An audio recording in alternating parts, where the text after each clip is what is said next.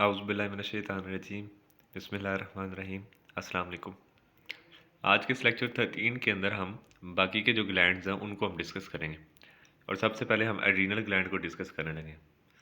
हमारी किडनी के ऊपर एड्रीनल ग्लैंड मौजूद होता है क्योंकि हमारे पास दो किडनी है तो दोनों किडनीज़ के ऊपर एड्रीनल ग्लैंड मौजूद होते हैं। अगर हम एड्रीनल ग्लैंड का स्ट्रक्चर देखें तो हम उसको दो हिस्सों में डिवाइड कर सकते हैं।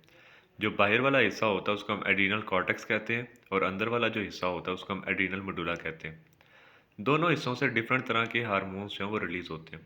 सबसे पहले हम एड्रीनल कॉर्टेक्स को जो है वो डिस्कस करेंगे। एड्रीनल कॉर्टेक्स से तीन तरह के स्टीरॉयड हार्मोन्स जो हैं वो प्रोड्यूस होते हैं। ग्लूकोकॉर्टिकॉइड, मिनरेलोकॉर्टिकॉइड और सेक्स हार्मोन्स। सबसे पहले हम ग्लूकोकॉर्टिकॉइड को जो है वो डिस्कस करेंगे।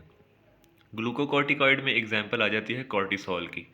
अगर हम इसका लफ्ज़ी मतलब देखें ग्लूकोकॉर्टिकॉइड तो इसका मतलब ही ये है कि ये ग्लूकोज के लेवल को हमारी बॉडी में मेंटेन करेगा और यही चीज़ यहाँ पर लिखी है कि ये ओवरऑल मेटाबॉलिज्म को रेगुलेट करता है और हमारी बॉडी के अंदर जो ग्लूकोज है, ब्लड शुगर है, उसकी कंसंट्रेशन को रेगुलेट करता है।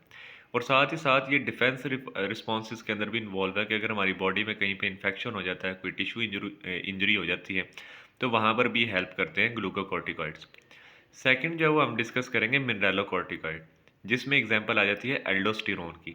अगर हम मिनरेलोकॉर्टिकॉइड का लफ्ज़ी मतलब देखें तो इसका मतलब ये है कि मिनरल्स की रेगुलेशन करनी है। तो एल्डोस्टेरोन का भी यही काम होता है कि वो स्लूट्स की कंसंट्रेशन को जो है वो मेंटेन करता है और मेनली सोडियम की जो कंसंट्रेशन होती है। बेसिकली जो एल्डोस्टेरोन है ये हमारी किडनीज़ के अंदर, या मुझे कहना चाहिए कि जो नेफ्रॉन्स होते हैं उनके ऊपर रिएक्ट करता है और वहाँ पर सोडियम की रीअब्जॉर्प्शन करवाता है, कि मतलब कि सोडियम को यूरिन में ज़ाया होने नहीं देता बल्कि उसको अब्जॉर्ब करता है ताकि बॉडी के अंदर सोडियम जो है वो मौजूद हो सके। और इस तरीके से ये होम्योस्टेसिस को मेंटेन करता है और हमारी बॉडी के अंदर जो फ्लूइड है और जो उसके अंदर आयंस वगैरह है उसको रेगुलेट करने में ये हेल्प कर रहा होता है एल्डोस्टेरोन। थर्ड जो कैटेगरी है वो है जी सेक्स हार्मोन्स के हवाले से। अब सेक्स हार्मोन्स दोनों तरह से मौजूद होते हैं और ये मेल्स के अंदर भी होता है और फीमेल्स के अंदर भी होता है। इसमें स्लाइटली जो है वो अगर हम वीक मेल हार्मोन्स की बात करें तो एंड्रोजन्स हैं और जो lesser amount of female hormones हैं एस्ट्रोजन्स। मतलब ये कि एंड्रोजन्स और एस्ट्रोजन्स दोनों जो है वो मेल और फीमेल के अंदर थोड़े थोड़े प्रोड्यूस हो रहे होते हैं इस एड्रीनल कॉर्टेक्स की वजह से। तो ये हमने एड्रीनल कॉर्टेक्स को डिस्कस किया जो कि आउटर पोर्शन है। अब हम इनर पोर्शन की तरफ चलते हैं। इनर पोर्शन को हम एड्रीनल मेडुला कहते हैं। एड्रीनल मेडुला के अंदर ख़ास किस्म के सेल होते हैं जिनको हम न्यूरो सेक्रेटरी सेल्स कहते हैं। अब ये जो न्यूरो सेक्रेटरी सेल्स हैं ये एक तरह से न्यूरो हार्मोन्स प्रोड्यूस करते हैं। न्यूरो हार्मोन से क्या मुराद है? न्यूरो हार्मोन से मुराद ये है कि ये हार्मोन की तरह भी काम करते हैं और एक तरह से आप कह सकते हैं न्यूरो की तरह भी काम करते हैं। लेकिन यहाँ पर हम इसका हार्मोनल इफेक्ट जो है वो देख रहे हैं। एड्रीनल मेडुला से दो तरह के हार्मोन प्रोड्यूस होते हैं, एक एपिनेफ्रीन और दूसरा नॉर एपिनेफ्रीन। एपिनेफ्रीन को हम एड्रीनालिन भी कहते हैं। नॉर एपिनेफ्रीन का दूसरा नाम नॉर एड्रीनालिन भी है। इन दोनों का ऐसा जो काम होता है वो सिंपथेटिक नर्वस सिस्टम के अंदर रोल प्ले करना है। अब सिंपथेटिक नर्वस सिस्टम से क्या मुराद है? सिंपथेटिक नर्वस सिस्टम से मुराद ये है कि जो फाइट और फ्लाइट रिस्पॉन्स होता है उसमें ये एड्रीनालिन और नॉर एड्रीनालिन अपना फंक्शन परफॉर्म करते हैं और बॉडी को प्रिपेयर करते हैं फॉर फाइट और फ्लाइट रिस्पॉन्स। और बेसिकली फ़ाइट और फ्लाइट रिस्पॉन्स जो है वो इमरजेंसी की सिचुएशन में, स्ट्रेस की सिचुएशन में, एक्साइटमेंट के अंदर जो है ये एक्टिवेट होता है। अब इसमें बेसिकली होता क्या है कि हार्ट रेट जो है वो इंक्रीज़ हो जाता है, ब्लड फ्लो जो है वो वाइटल ऑर्गन्स की तरफ वो इंक्रीज़ हो जाता है, हमारे लंग्स के जो अंदर एयरवेज़ हैं, जो रास्ते हैं वो डायलेट हो जाते हैं ताकि ज़्यादा से ज़्यादा ऑक्सीजन जो है वो बॉडी के अंदर आए और आगे बॉडी को जो है वो सेल्स को ट्रांसफ़र की जा सके। तो ये एड्रीनल मेडुला का फंक्शन जो है वो हमने डिस्कस किया। एड्रीनल मेडुला के बाद हम पेनक्रियाज को जो है वो डिस्कस करेंगे। Pancreas basically elongated fleshy organ होता है जो कि हमारे स्टमक के पोस्टीरियर साइड के ऊपर मौजूद होता है। इस पेनक्रियाज की खास बात यह है कि इसका एक्सोक्राइन फंक्शन भी है और एंडोक्राइन फंक्शन भी है। एंडोक्राइन अभी हम देख रहे हैं कि डक्टलेस ग्लैंड्स को कहते हैं, मतलब ऐसे ग्लैंड जिनको किसी डक्ट, किसी नाली की ज़रूरत नहीं है, वो अपने हार्मोन ऐसे ही ब्लड के अंदर रिलीज़ कर देते हैं। एक्सोक्राइन फंक्शन ये होता है कि जिसमें ख़ास किस्म की डक्ट, एक ख़ास किस्म की नाली जो है वो प्रोड्यूस होती है। मैं आपके लिए ईज़ी कर देता हूँ कि इसका जो एक्सोक्राइन फंक्शन है वो एक्चुअल में पैनक्रियाटिक जूस बनाना है। वो पैनक्रियाटिक जूस जो होता है वो एक डक्ट्स की मदद से, एक नाली की मदद से इस पैनक्रियाज से होती हुई हमारी ड्यूडेनम मतलब स्मॉल इंटेस्टाइन के अंदर ओपन होती है और वहाँ पर डाइजेशन के अंदर रोल प्ले करती है। जबकि अगर हम इसके एंडोक्राइन फंक्शन के हवाले से बात करें तो इसमें कुछ हार्मोन्स जो हैं वो भी हम डिस्कस करने लगे हैं। पूरे पैनक्रियाज को अगर हम देखते हैं तो उसमें 99% जो सारी उसकी बॉडी होती है पैनक्रियाज की, वो एक्सोक्राइन फंक्शन के अंदर इन्वॉल्व है, और सिर्फ 1% जो है वो एंडोक्राइन पोर्शन बनाता है। और उसमें भी ख़ास किस्म के सेल्स जो हैं, क्लस्टर ऑफ सेल्स जो है वो ये काम करते हैं कि वो हार्मोन्स को सिंथेसाइज करते हैं, स्टोर करते हैं और सक्रीट करते हैं। और उन क्लस्टर ऑफ सेल्स को हम पैनक्रियाटिक आइलेट्स कहते हैं। आइलेट बेसिकली कहते हैं आइलैंड को, जजीरों को। तो आप इसी तरीके से देख सकते हैं कि पूरे पैनक्रियाज के ऊपर थोड़े थोड़े सेल्स जो है मौजूद होते हैं, जिनको हम पैनक्रियाटिक आइलेट्स जो है वो कहते हैं। ये जो पैनक्रियाटिक आइलेट्स हैं, ये तकरीबन 2 लाख से 20 लाख तक पैनक्रियाटिक आइलेट्स मौजूद होते हैं पैनक्रियाज के ऊपर। और इसमें 4 तरह के जो है वो सेल्स मौजूद होते हैं: alpha cells, beta cells, delta cells and F cells. चारों किस्म के सेल्स में से डिफरेंट डिफरेंट हार्मोन्स जो है वो रिलीज होते हैं।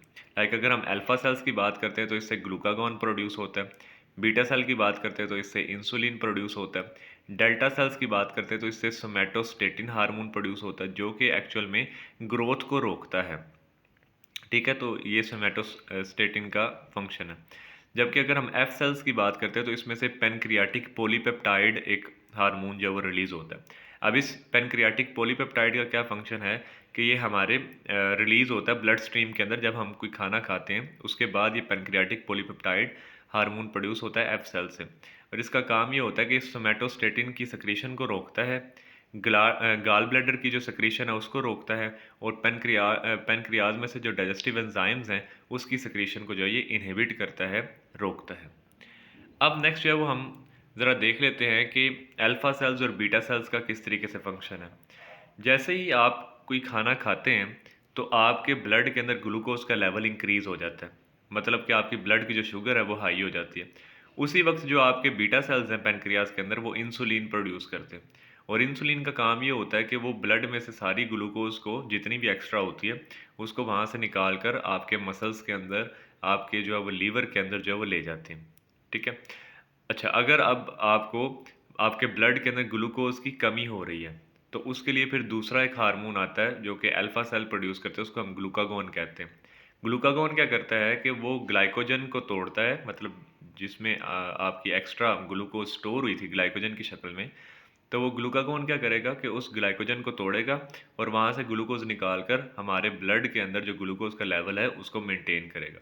तो इस तरीके से ये आपस में एक दूसरे को बैलेंस करते रहते हैं। मैं इसको एक दफ़ा दोबारा बता देता हूँ कि जब ग्लूकोज का लेवल इंक्रीज़ होगा, एक हद से ज़्यादा ग्लूकोज हो जाती है, तो उस वक्त बीटा सेल से इंसुलिन प्रोड्यूस होती है। और वो इंसुलिन क्या करती है कि वो इंसुलिन जो है वो सेल्स के अंदर ग्लूकोज को बेचती है, और उसके अलावा मसल्स के अंदर और लीवर के अंदर जो है वो ग्लूकोज जो है वो स्टोर कर दी जाती है। किस शक्ल में? ग्लाइकोजन की शक्ल में। और जब हमारे ब्लड के अंदर ग्लूकोज की ज़रूरत होती है तो ग्लाइकोजन क्या करता है कि ग्लूकागॉन क्या करता है कि उसी ग्लाइकोजन को तोड़ता है और उसमें से ग्लूकोज निकाल कर तो ब्लड के अंदर जो है वो शामिल कर देता है। तो इस तरीके से एक दूसरे को आपस में मेंटेन करते रहते हैं।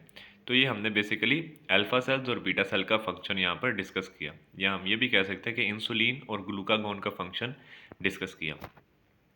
अब इसके बाद बड़ा इजी सा टॉपिक है गोनेड्स के हवाले से। मेल के अंदर अगर हम गोनेड्स की बात करते हैं तो उसमें टेस्टिस आ जाते हैं। फीमेल के अंदर जो अगर हम गोनेड्स की बात करेंगे तो उसमें ओवरीज आ जाते हैं। मेल के अंदर जो टेस्टिस हैं वो टेस्टोस्टेरोन प्रोड्यूस करते हैं, और ये जो टेस्टोस्टेरोन है ये एलएच और एफएसएच के साथ मिलकर स्पर्मेटोजेनेसिस करवाते हैं। स्पर्मेटोजेनेसिस बेसिकली क्या है? स्पर्म्स का बनना।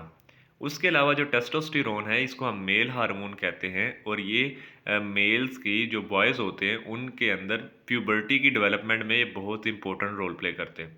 मतलब ये टेस्टोस्टेरोन बड़ा नेसेसरी होता है मेल सेक्स ऑर्गन्स की ग्रोथ और उनकी मेंटेनेंस के लिए। मतलब कि जो पीनस है, जो टेस्टिस है, उनकी ग्रोथ और उसकी मेंटेनेंस के लिए टेस्टोस्टेरोन बहुत इंपॉर्टेंट होता है। उसके अलावा ये जो टेस्टोस्टेरोन है ये सेक्सुअल बिहेवियर को भी मेंटेन करवाता है, कंट्रोल करता है। और जो फेशियल हेयर्स हैं और प्यूबिक हेयर्स जो है वो आप कह सकते हैं जिसको हम ज़ेरे नाफ बाल कहते हैं, बेली बटन के नीचे या आसान अल्फाज के अंदर प्राइवेट पार्ट के गिर जो हेयर्स होते हैं उनको हम प्यूबिक हेयर्स कहते हैं।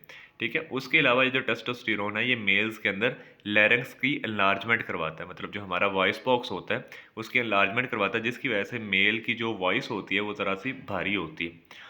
उसके अलावा जो टेस्टिस हैं वो इनहिबिन हार्मोन भी प्रोड्यूस करते हैं जो कि एफएसएच की सिक्रीशन को इनहिबिट करते हैं।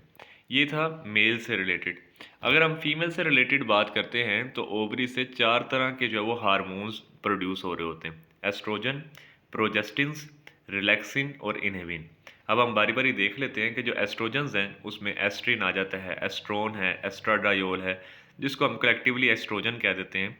ये बेसिकली मेंस्ट्रुअल साइकिल और एस्ट्रस साइकिल को जो है वो कंट्रोल करता है। उसके अलावा मेमोरी ग्लैंड्स के डेवलपमेंट में ये रोल प्ले करता है, और जो फीमेल के दूसरे सेकेंडरी सेक्स कैरेक्टर्स होते हैं उनको भी एस्ट्रोजन जो है वो कंट्रोल कर रहा होता है। मेंस्ट्रुअल साइकिल और एस्ट्रस साइकिल में फ़र्क याद रखिएगा कि जो ह्यूमन फीमेल्स हैं उनको जो मंथली साइकिल होता है उसको हम मेंस्ट्रुअल साइकिल कहते हैं।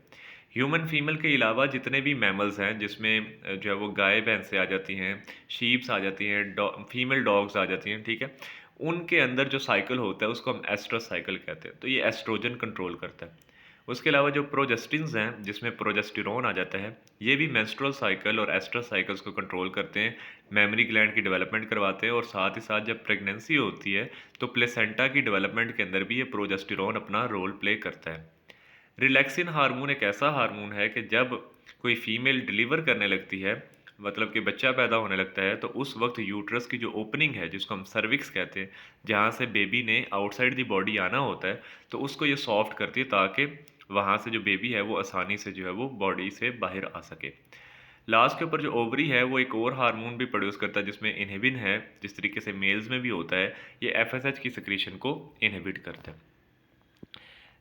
लास्ट जो है वो थाइमस ग्लैंड के हवाले से है। थाइमस ग्लैंड जो है वो हार्ट के करीब होता है हमारे, ठीक है, और यंग बर्ड्स के अंदर और मैमल्स के अंदर स्टार्ट के ऊपर तो ये काफ़ी बड़ा होता है और कॉन्स्पिकुअस वाजे होता है, लेकिन जैसे ही एज ज़्यादा होती है तो इसका साइज़ जो है वो थोड़ा होने लग जाता है। अब ये जो मेजर इसमें जो हार्मोनल प्रोडक्ट हम देखते हैं वो पेप्टाइड हार्मोन्स हैं, जिसमें थाइमोपोइटिन है, अल्फ़ा 1 और बीटा 4 थाइमोप्सिन है। और इनका जो फंक्शन है वो बेसिकली इम्यून सिस्टम की डेवलपमेंट, या आसान अल्फाज के अंदर जो टी सेल्स होते हैं, टी लिम्फोसाइट्स, उनकी मेचोरेशन के अंदर ये थाइमस ग्लैंड बहुत इंपॉर्टेंट रोल प्ले करता है। तो इसी के साथ हमारे ग्लैंड्स जो वो मुकम्मल हो गए। इसके बाद वाला जो लेक्चर है उसके अंदर हम इंशाल्लाह सारे ग्लैंड्स को के जो टेबल के अंदर डिस्कस किया गया है उसको हम डिस्कस करेंगे। इससे रिलेटेड कोई भी आपका कोई क्वेश्चन वगैरह हो तो आप नीचे कमेंट सेक्शन में भी पूछ सकते हैं, या क्लास के अंदर भी जो आप डिस्कस कर सकते हैं। तो आज के लिए बस इतना ही। मेरी तरफ से सब लोगों को अल्लाह हाफिज़।